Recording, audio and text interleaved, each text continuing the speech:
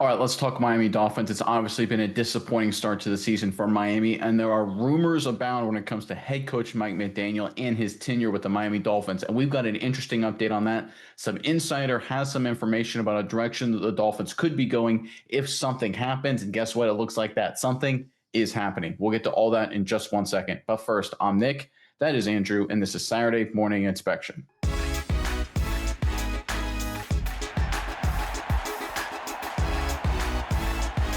All right, the Miami Dolphins and the Mike McDaniel era seems to be a lot of turmoil. It looks like the Dolphins could be leaning closer and closer to moving away from Mike McDaniel as their head coach. Let's go ahead and pull up this report per ESPN NFL insider Jeremy Fowler, courtesy of A to Z Sports. They compiled the reporting here. Fowler is one of the best insiders in the game. He's not a guy that's in it just for, engagement or attention. He's not a talking head on the shouty shows. He's a guy that boots on the ground reporting with great sources. So what Jeremy Fowler says, take with a lot of serious weight. So anyway, here's what the article says. So where does that leave McDaniel? ESPN insider Jeremy Fowler went on the Rich Eisen show and gave the football world an update on where McDaniel stands. Well, McDaniel's seat is moderately hot, I would say. I really think that the ownership there really likes Mike McDaniel a lot. This is not something where they're looking for an excuse to move on from him right now. So I don't expect anything at this moment this week. I feel like they want to give him a little bit of time. But there are a lot of factors into this kind of situation, and this is where it gets really juicy. One of which is your team getting better? Is it lifeless? Are there seats in the stands in Miami Gardens empty? Those are factors that could go on. If they have some home games that are pretty ugly, if the fans turn on the team, that's when Stephen Ross could make a move. My understanding is Stephen Ross has his sons involved in the process, so they could be a factor here in the future of Miami and what they do.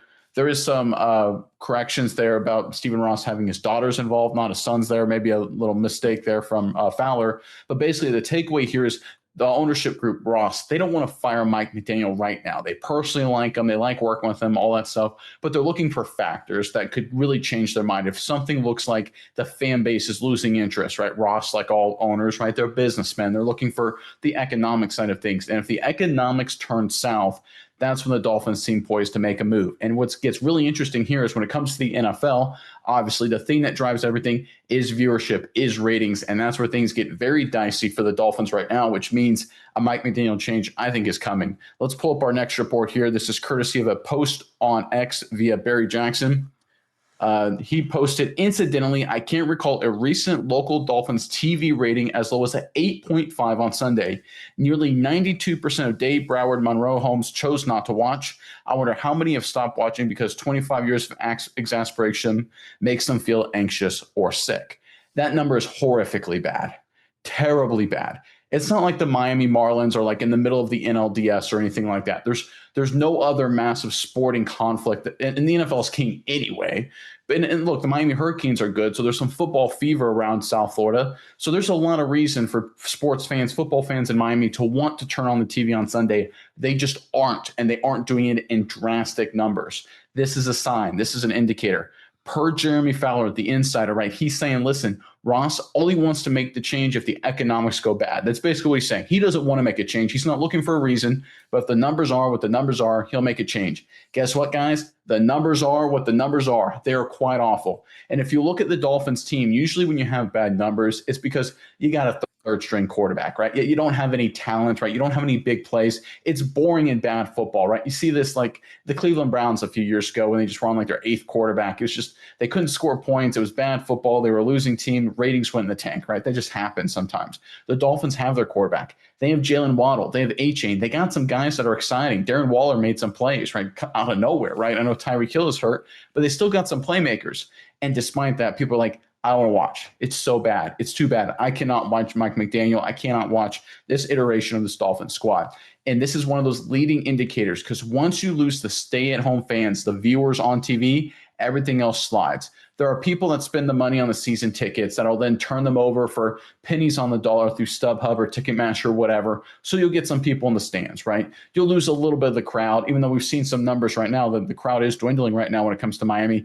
You'll lose a little bit of that. But that's lagging. The viewership group right here, this is the blaring indicator. And if you start losing people, especially in a major area like Miami, like South Florida, listen, there's a lot of other things to do, right? This is the problem with the Los Angeles Rams and the Los Angeles Raiders when they were in LA. There's so many things to do is that the moment you lose the team, you lose the fan base, it's really hard to get them back. Right now, the Miami Dolphins, in terms of the viewers at home and Dolphins fans, you may be right on this boat as well. They think that they're losing people, right? They're losing the viewers. And Ross, he knows that. He's seeing the same data too. I think what we're going to see here in very short order is Mike McDaniel is going to get fired. I think at this point, it's just a matter of time, and it's probably days, not weeks, if I'm being totally honest. Because this number right here, this rating is so disastrous. There's no recovering from it, right? And it's not like they were playing, a juggernaut where people are like, listen, I don't want to tune in and watch the Dolphins get killed, right? They were playing the Carolina Panthers, right? A frisky young team, but far from an elite team, right? This was an opportunity for maybe the Dolphins to build off of some momentum after beating the Jets last week, and nobody cared, right? This was a chance to maybe put a winning streak together. Nobody cared. The Dolphins even won early, or were winning early, right? They're up double digits early, right? Did people tune into the game? Hey, the Dolphins are winning. Maybe we should throw it on TV. Nobody cared. The moment apathy sets in, right? And right now it's setting in for the Dolphins fan base based on the numbers. That's not opinion. That's not Twitter polls. That's not just gut feeling, although there is a lot of that out there. Based on the pure, raw, unadulterated numbers, apathy is set in. And the moment that sets into a fan base, you got to make a change. Ross knows this. I think he's going to make a change. I think Mike McDaniel is going to be fired in short order. I don't know who replaces him. I don't know what the long-term plan is with an interim and the replacement committee. But I think at this point, based on the numbers, based on the data, paired with what Jeremy Fowler, great insider, has said, the Dolphins are about to make the coaching change a lot of people have been looking for. All right, Miles, I'm curious what your thoughts are on all of this. But first, Dolphins fans in the comment section below. All right, we're going to assume at this point that McDaniel is gone. I think everyone kind of knows it at this point, and especially with this data. But let me ask you guys this. Who do you want to be the Dolphins' next head coach, right? A lot of different directions you could go here and speculate as much as you want, right? Obviously, you got a lot of time to figure it out. Give us who you want to be the Miami Dolphins' next head coach after Mike McDaniel gets fired, probably in short order. Put him in the comment section below. But Miles, I will throw it over to you now. What are your thoughts on everything Miami right here? It doesn't look good, Nick. I think the evidence is pretty damning as far as like how things want to go. Because I get what the Dolphins organization is trying to say, like, oh, we don't want to rush it, but at this point in time, is it really rushing it? They were going into year 4 of Mike McDaniel's being at the Dolphins here. I believe it's year 4, and what has he done for this team? They've given him every weapon. Most teams would kill to have the weapons that he's have, like you said, A chain, like you said, he's got Tua, they've got Tyreek Hill, they've got Jalen Waddle, he's got like a whole track team back there on offense. They've got great players on defense as well. And what do they have to show for it? 2 postseason losses and a record that is exactly 500. I believe if you add in the postseason losses, Mike McDaniel is 29-29 in his coaching career. If you want to be a little bit generous, he's a tad over 500 in the regular season. He's 27-29. So, that's not really, a, thrilling stat for me. That's not where you want to be as a head coach or rising up. This guy is supposed to be an offensive genius. And this is a team that's been middling the last year or so and downright bad this year. I know there's injuries and stuff, but they did have Tyreek Hill at the beginning of the season, and they didn't really look that much better than they are now. So I don't think where 1-4 is not where you want to be. So I think sometimes when you're the team to be the first one to get the job done, get your hat out into the ring, like, hey, coaching search available. We got a Dolphins team. I think that helps sometimes. I think it gives you a lot of options. You're first aboard. I think that's a good option for the Dolphins. So I see a lot of things pointing in that way, as in, okay, we're moving. There's a lot of options, reasons why we need to move off our head coach because of things that he's done that is bad for the team, but also there's good reasons to move off your head coach early, get into that head coaching search. You can get an interim coach, a coordinator on this team, throw him in the mix. Rarely does that ever work out to be the long-term option for the team. So go ahead, do that, see what the team can do down the stretch, kind of open tryouts for the next coach to come in. But I think this is the best option for the Dolphins as well. I think it's puts them in a good place. Be the first team to put your hat in the ring and say, hey, we're looking for the best coaches out there. There's a lot of guys, floating around. There's names. I mean, these aren't necessarily the most exciting names, but got guys like John Gruden out there who trying to maybe come back to coach, express interest at times.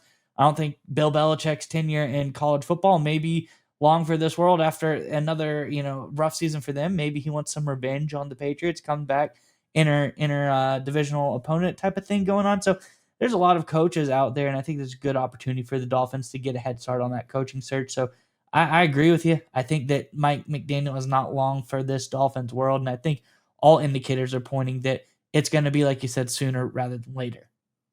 Yeah, and just the missed opportunity with Miami, right? They came up a few years ago with Mike McDaniel, with the decline of the Patriots and the Jets still being the Jets. And the Bills have been good, but to be honest, over the past couple of years, the roster level in Buffalo, the talent level has dropped a little bit. And the Dolphins just didn't take advantage of it, right? They made the playoffs McDaniel's first year, injury to Tua at the end of the season, obviously one and done. It sucks, it happens. They make the playoffs the second year. They look like maybe a team. They lose to Buffalo the final game of the season, then just get kind of beat up in Kansas City in that cold weather game. Injuries derail them last year with a losing season, missed the playoffs, obviously. But coming into this season, right, they're beat up, they have injuries. But guess what? The 49ers are beat up, right? They're 4-1, right? There's a lot of teams that have injuries, and the Dolphins had high expectations. And even if you put the injuries aside, they still got talent. A-Chain, Waddle, Malik Washington, Tua, Gordon, I really like Jalen Waddle. I really like Patrick Paul, their left tackle. I think he's a talented guy. Aaron Brewer is one of the best centers in football right now, maybe the best with how he's blocking. Chop Robinson, Sealer, like you go across the board here. This is a very good, talented team that just isn't playing like it, and that's coaching, right? When you've got guys that have talent and they grade poorly, right? Everyone looks at Kenneth Grant and Jonas Savaiina, their early picks, and they're saying, God, they're not. Their grades are terrible. They're playing poorly. Listen, what's the bigger likelihood that every single young talented player on the Dolphins just stinks, or coaching is the problem? Coaching is the problem, right? It'd be one thing if 5 out of the 6 or 4 out of the 6 weren't playing good. You can sit there and say, man, a couple really bad drafts, worst draft of all time. That's possible, an anomalous draft class. But if they all stink, if they're all struggling, it's coaching, and it's time to make a change. And I know Ross and the ownership group, they like Mike McDaniel personally. They get along well. But if you listen to Mike McDaniel recently in the press conferences, he's a guy that feels honestly a little checked out, right? He's a guy that knows he doesn't have a lot of time left to be as the Dolphins head coach. He has that. He's like a defeated man, right? It's one of those things where it's like he knows he's going to get laid off in 2 weeks, but he hasn't gotten the pink slip yet, right? He has that kind of mentality, just going through the motions, and the team is going through the motions. And guess what? The viewers are turning off. Those are the numbers. Those are the data. The move is going to happen. I honestly, when I look at this Dolphins team and I look at what's in front of them, look, I know they have the Chargers this weekend. This feels like after they go to LA, right? Then they have Cleveland after that. Listen, I think it makes sense after the Chargers game, unless they shock the world, to move off of Mike McDaniel and then reset things before you go to Cleveland, right? Because the last thing you want to do is just continue this process for weeks unnecessarily. So I think we're going to see Mike McDaniel gone next Monday. And listen, that's not just me saying that from an opinion perspective, looking at the Dolphins organization. That's based on what Jeremy Fowler's saying. Listen, if the ownership group, if they see numbers dip, they'll make a change. The numbers are dipping. The ratings are terrible. And TV ratings drive the National Football League. And right now, the Dolphins, as bad as some teams are, the Jets are winless. Jets fans are so disappointed. They're tuning into the games, right? You look across the National Football League, the Browns are watching the games. Like teams that are struggling, they're watching the games. They're engaged. They're involved. Right now, the Dolphins have lost that. Ross is going to see these numbers if he hasn't already, and he's going to make this decision sooner rather than later to fire Mike McDaniel and allow this Dolphins team to reset.